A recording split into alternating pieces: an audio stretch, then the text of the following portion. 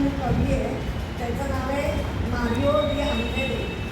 त्याची एक कविता आहे, माय सोल ॲज अ हॅट, माझ्या आत्म्याची टोपी. आणि त्याचं मी माझ्या प्रमाणे ट्रान्सलेशन केलेलं आहे. बघा आवडतं का? आणि कविता नंतर शोधून आलं. गणती करताना जाणवतंय थोडं राहिले आयुष्य आता. गणती करताना जाणवतंय थोडं राहिले आयुष्य आता.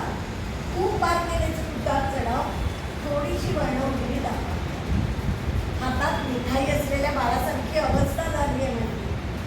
खाण्याचा आनंद घेताना लक्षात येत आहे की संपत आले सगळं.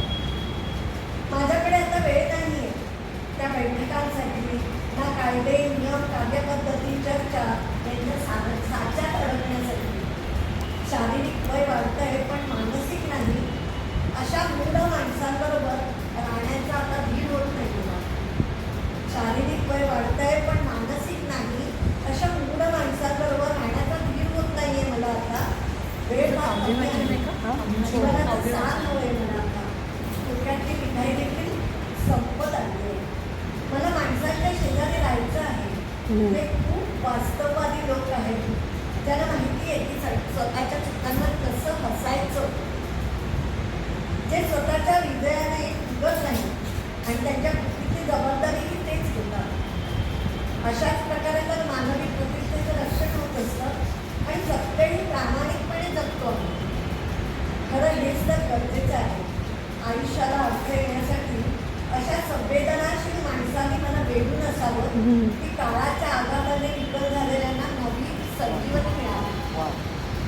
त्यांच्या हृदयस्पर्शी सानिध्याने आमचं आत्मिक बळ उंचावेल, तसं असली मिळेल. होय, अगदी खरं.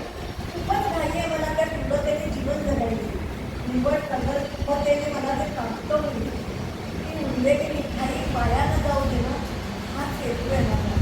आणि मला खात्री आहे की नक्कीच ती उत्कृष्ट असेल. आतापर्यंत संपलेल्या मिठाईपेक्षा शांत विवेक बुद्धी आणि प्रियजनांची संगत नेहमीच मला समाधानाचं शेवट होईल.